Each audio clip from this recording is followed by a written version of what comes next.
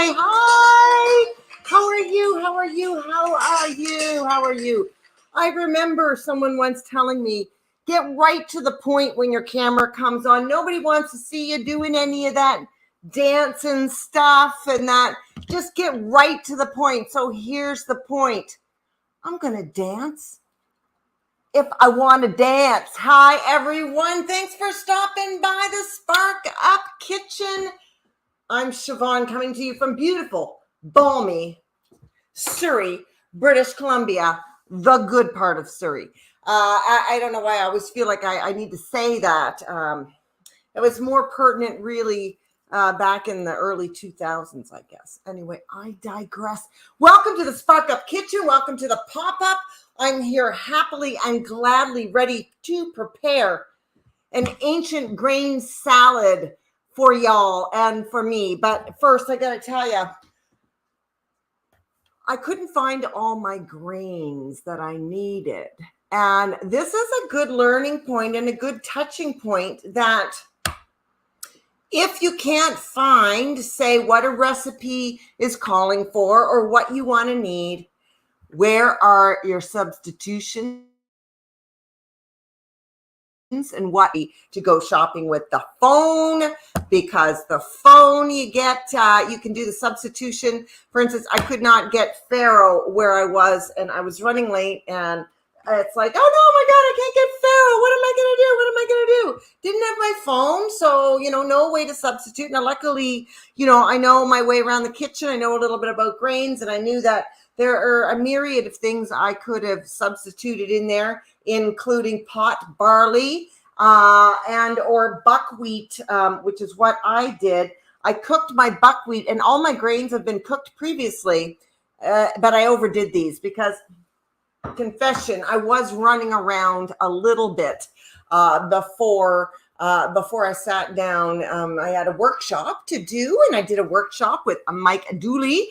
I did that, and then I did then I was cooking my grains sort of at the same time towards the end of it, and I kind of forgot. I didn't forget. I cooked my too long, but that is okay because we're ready to rock and roll. And also the great things about a grain salad, or really any kind of salad, is that you can add whatever you want in there. It doesn't matter because it's all vegetables and it's all grains, and a lot of these grains go very well together. Just like a nut, a lot of the times you can switch out a nut to a seed to a nut. Well, not really a seed and a nut, but two nuts, like a walnut and a pecan. Different flavors, slightly different texture, but again, it depends on what you're making and if you want that pecan flavor or that walnut flavor. Grains, on the other hand, do have separate taste. Now, this is the buckwheat groats that I got, and I actually toasted them in the fry pan, had a little bit of toasting there before I boiled them in water for 15, 20 minutes, 20 minutes too long.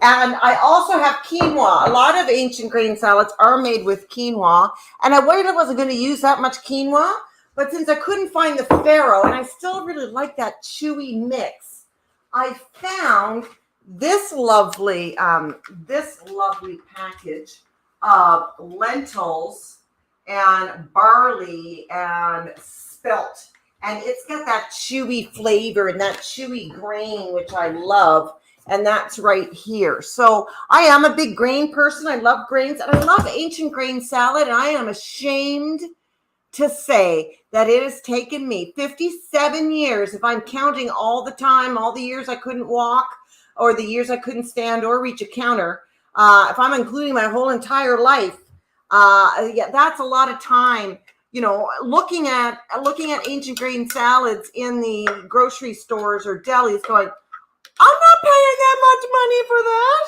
back in my lack days, and figuring it, now I'm 57, oh my God, I can make ancient grain salad. So what I'm doing right now, and this is going to be a lot of salad, but you know what? This is going to be a main course tonight for Graham and I, because I'm going to add a little tofu side dish to this, but it's also going to be then my main lunch tomorrow. So what I've done here, of course, it's just slightly off camera for your frustration, is I've just mixed it in all three in the bowl here.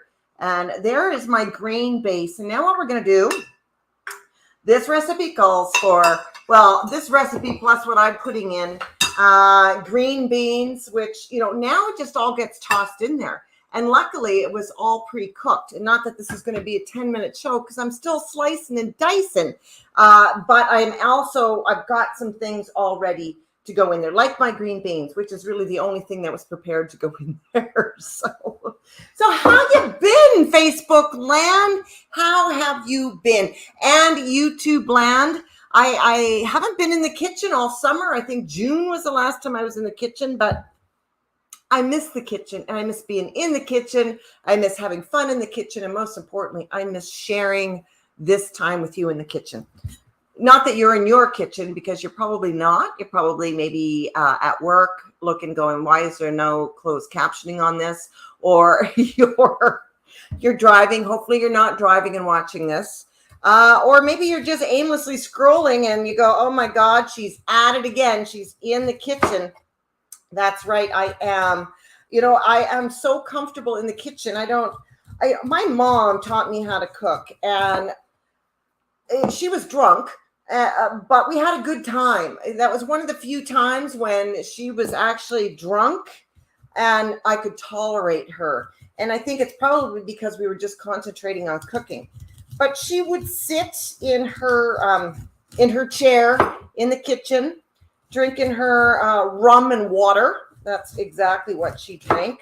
And, you know, her glass, it was, you know, this much rum and, you know, that much water. But she taught me how to cook, and she would sit there and she would rhyme off the recipe. Okay, you're gonna cut two onions in half. No, one onion in two halves.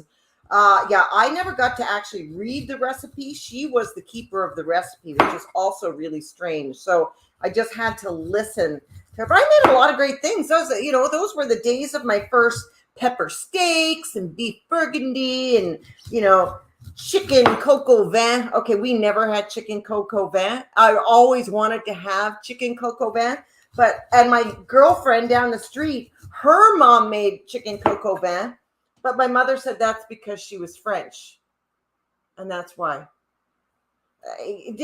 I didn't question it at the time, but suffice it to say, there was rum involved in whatever conversation we had after 5 p.m. And it usually, again, involved food. I'm quite surprised that I'm not totally scarred from the cooking experience of learning how to cook with my mom. And, you know, I never caught the place on fire. Not once. So that was a good thing. You know, unfortunately, you know, she never let me go and do outside chores except for barbecuing, again, cooking.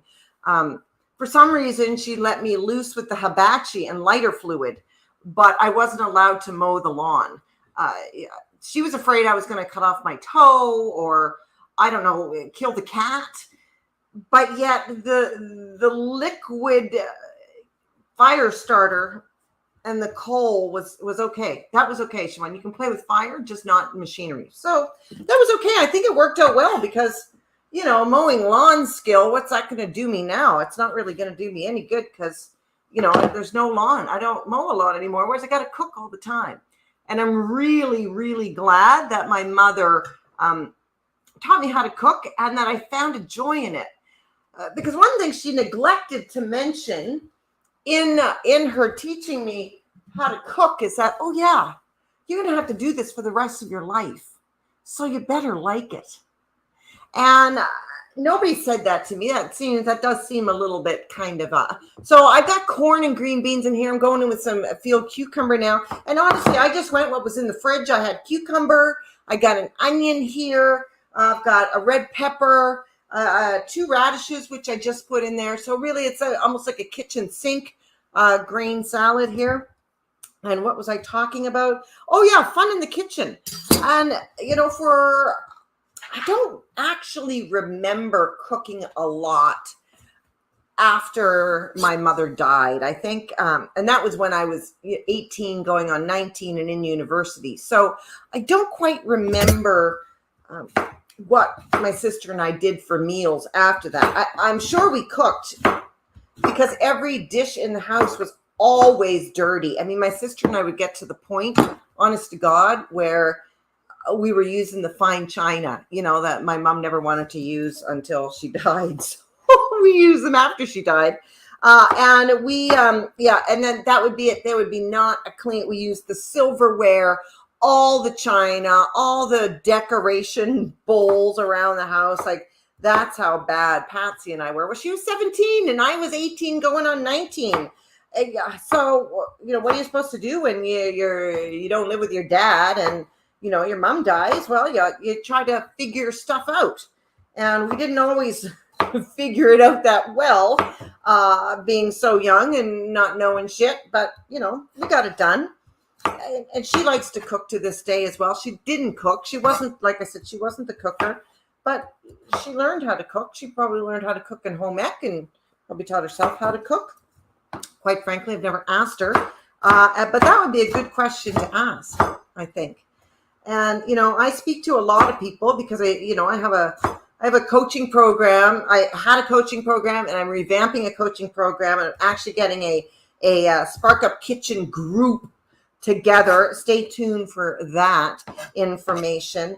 But I have, I want to make these cucumbers smaller, I think.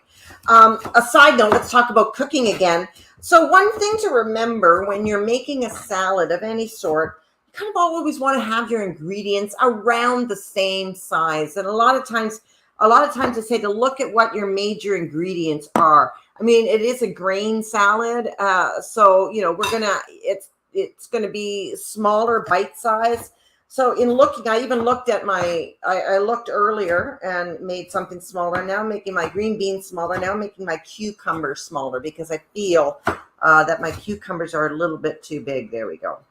And I didn't make the dressing yet, so that's going to be fun. I'm just putting all the ingredients for the salad in here right now. We're going to do that, and we're going to do that. Then I worked in a restaurant for many years, and I didn't cook for years. I didn't cook because I worked at a restaurant, and I think when I did cook, it was meat, potato, vegetable. I know I ate a lot of shake and bake. I loved shake and bake chicken and shake and bake pork chops. They were my go-to. And honestly, when I found the recipe on the back of a shake and bake container, and it was cut up your potatoes, carrots, and onion, and put it all in the pan, melt some butter on them, coat your chicken with the shake and bake, and then sprinkle the rest of the shake and bake stuff over the vegetables. Put your chicken, I think it was pork chops, put those on top, and then cook them in the oven. How to win friends and influence people in your 20s? That was it. The shake and bake gourmet dish of my kitchen was shake and bake. And I'll tell you one of my other gourmet dishes. And don't knock it till you try it is all I'm going to say. And not that I've eaten any kind of really canned meat in a long time, but wicked corned beef hash. Now, my mother taught me how to make this corned beef hash. Easy peasy. We used to have it on Poor Night Wednesdays right before. That was one of the meals that we used to have right before we go grocery shopping again. And literally a can of corned beef, like that Hereford corned beef, right? Lots of grocery stores sell it. And it's a can of corned beef. You take that magic key off, and you turn the key around the can and you take the lid off. Yeah, that corned beef. That's the one you want. And then it's onion chopped or sliced, onion and potato, preferably parboiled or boiled, and the corned beef. And you fry up melt that butter, fry up the onions, add the corned beef, warm that up, then add those warm potatoes in there, stir it all up, mash it all up, and there you have it. There's corned beef hash. Now, we used to have that for dinner quite often. Also, makes a lovely breakfast when you're poor. I eat corned beef hash now. I did eat corned beef hash before I became a quasi vegetarian was going to say quasi-veterinarian, quasi-vegetarian.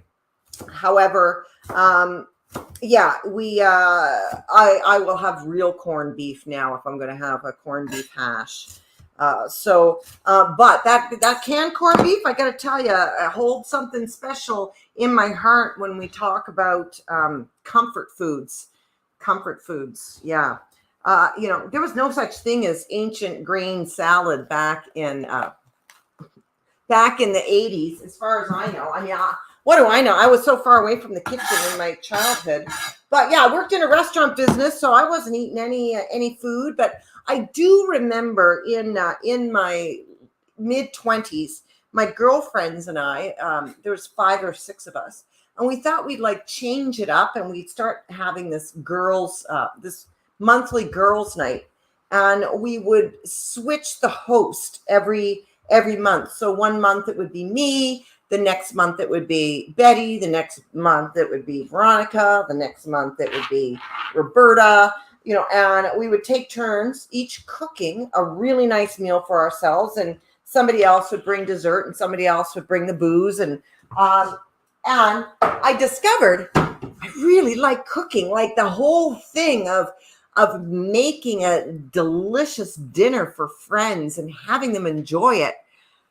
It was really magical for me. I made people happy by cooking really good food. And I realized, I think I might want to be a chef one day, even though I'd worked in a kitchen and I knew I'd applied to chef school years before that, and chickened out.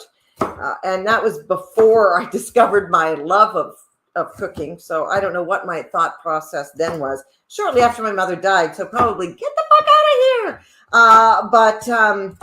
Yeah, so there's always been a joy for me in the kitchen and being in the kitchen, and in the Maritimes and Nova Scotia. If you're commenting, I'm sorry. If you're commenting for some reason, I can't see it unless maybe if you're on my business page. I think I read comments, but if you're on my personal page, maybe not. So I really don't know. I see people coming on and off. I could go to my phone if I knew what I did with it, but I don't. So I'm just going to continue to ramble on here. And so I'm adding red pepper now to here. And we're also going to add some basil. The dressing. So those flavors, well, they're not going to really marry up now, but flavors marrying up. Yeah. And then, then I did a lot of traveling. Once I left Nova Scotia, I did traveling and fell in love with cooking again. And, I ran a kitchen at a drop zone in my skydiving years. I had the opportunity to run a kitchen with my girlfriend Yolande, and we ran the drop zone kitchen, and it was Big Red's whole cooking and a side of love free. And that was our kitchen. We ran that for 2 years. And yeah, we would be the source of food for most skydivers because A, we eat at odd times. Dinner's usually at 10 o'clock. B, we were better than any restaurant food around there. And C, it was cheaper. We charged a lot cheaper than the local pub. So we really funded our skydiving, Yolande and I, and some of our rent through the drop zone kitchen, which was really a lot of fun. And again, fueling that passion for cooking for people and bringing love and enjoyment to people's palates, because all food has energy. And it's funny, I was talking about this yesterday to a woman in business that I know. We were in a meeting, and she's she's an energy worker, and we were talking about the energy in food and how I can taste, and my girlfriend Yolande can taste, and maybe you can too. Taste when something is made by someone who's angry or mad, or maybe the animal is angry or mad. I can tell if I'm at a restaurant if the cook was in a bad mood or not. If he is making something out of anger or frustration, or whether he's making out of love, I can tell. Without a doubt, I can tell, and I don't know where that comes from, but it is kind of a little, it's a little magic trick I was given. But we were talking about the energy of food, and there are studies out there. She was telling me, and I forget who it was now, but there were studies, and it was lettuce, and the frequency of lettuce. They measured the frequency of lettuce. Actually, I think it was her herself. And the frequency of lettuce was about, 127. These were the numbers. I don't know what they mean, megahertz, whatever. And vibration for food is normally, I think she was saying, around 200 to 400. And then they blessed it. They blessed the lettuce. They were like, thank you, lettuce, for what you're providing us. Thank you for being such a good lettuce, whatever you say to lettuce. And they measured the frequency again, and it was over 600. I'm not making this stuff. Hi, Parsley. I believe in this stuff. If you can talk to live plants, you can talk to dead plants. I say, why not? And not that these are dead by any means, because they still have nutrients in them. However, they're not going to grow anymore. But they still have energy in them, don't they? They still do, because they're here and we see them. That's got to be something, and everything is made of energy. All right, so here we go. Let's get into the salad dressing, because I know you're very curious. Look at the colors of this, by the way. Just look at this so far. Look at that. And I haven't even stirred it yet or put in the dressing.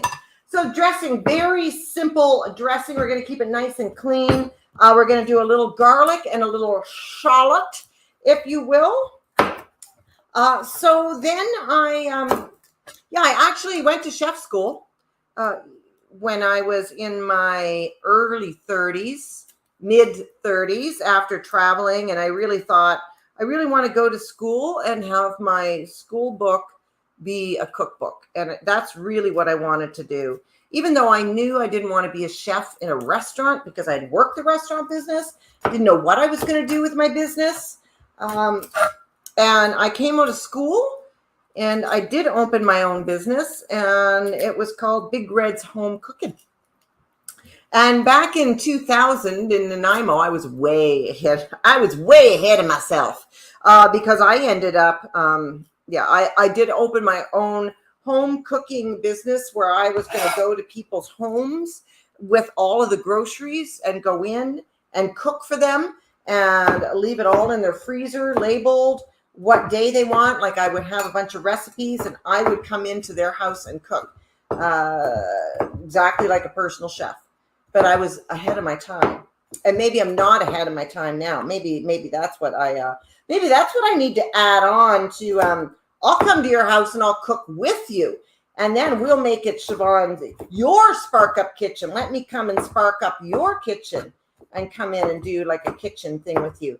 Honestly, the possibilities are endless, aren't they? When you let your imagination go, no matter where it goes, if it causes you to smile and have excitement, I say more power to you. I mean, honestly, if your mind can take you there, you can make it a reality.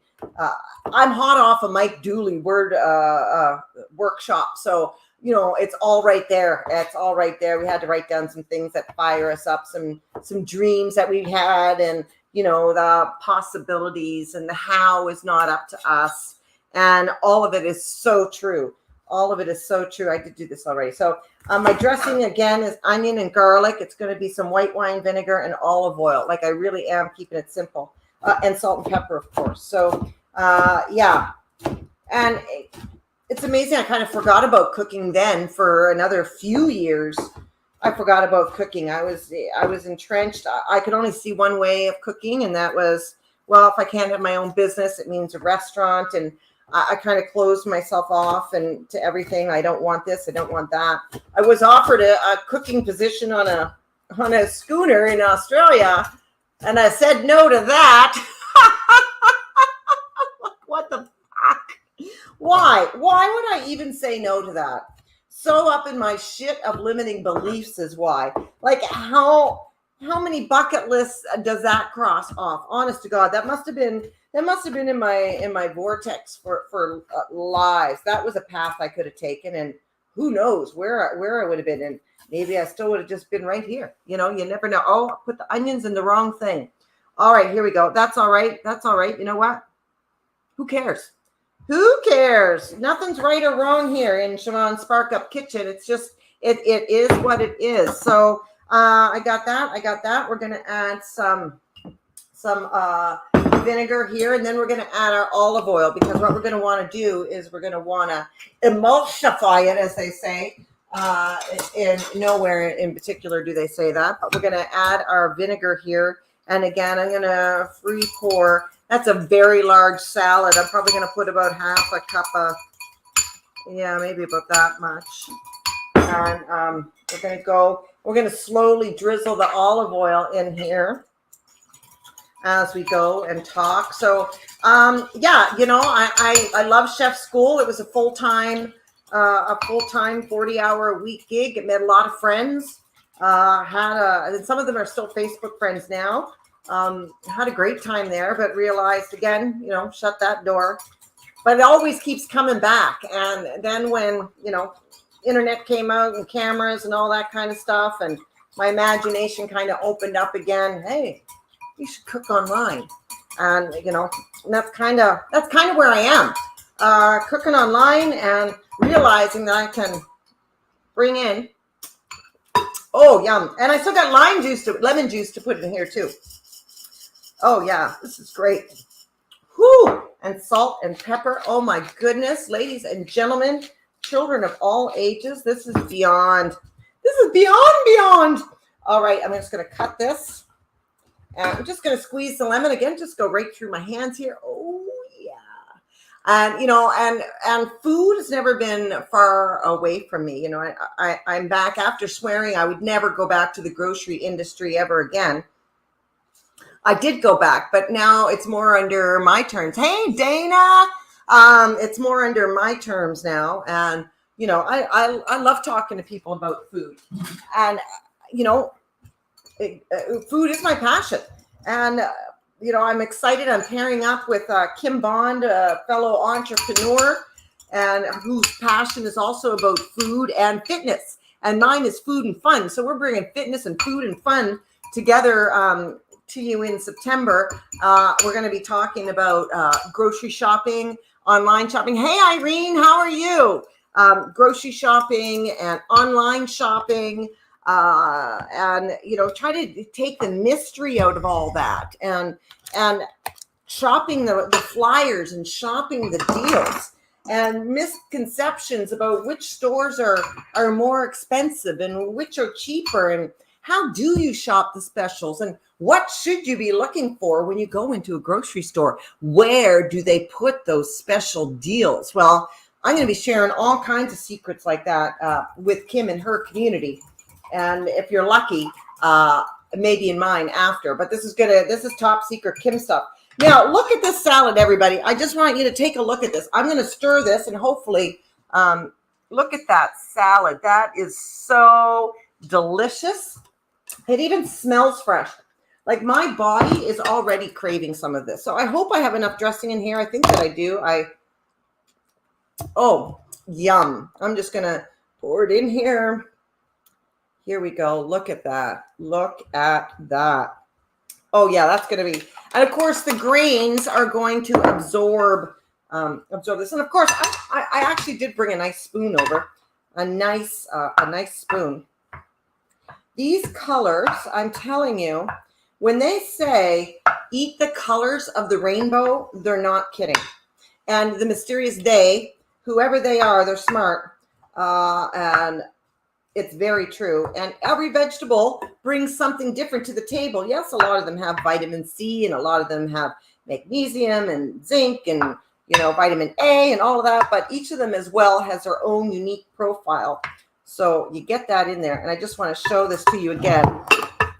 And I was going to garnish it, but I don't think I even need to garnish it. There's my ancient grain salad right there. Of course, I am going to put some feta cheese on there.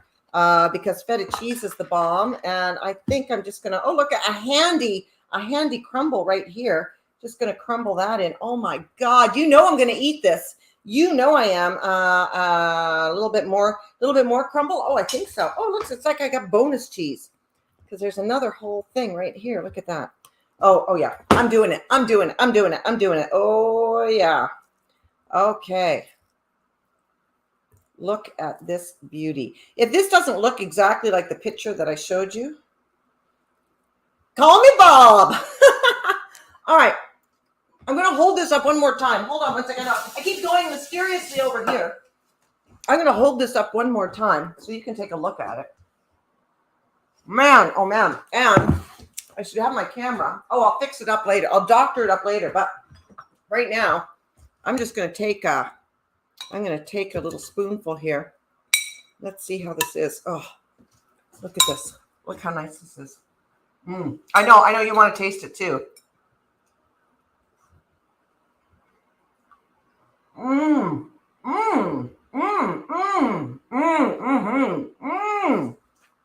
Oh my goodness. Oh my goodness. I gotta tell you.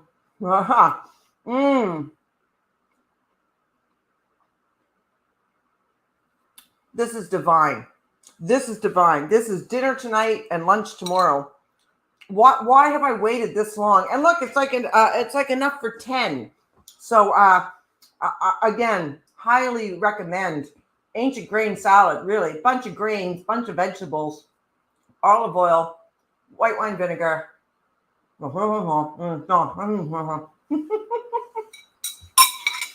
Anyway, stay tuned for more from me and the SparkUp Kitchen because I'm bringing laughter yoga and cooking together because I want to make cooking more fun for you.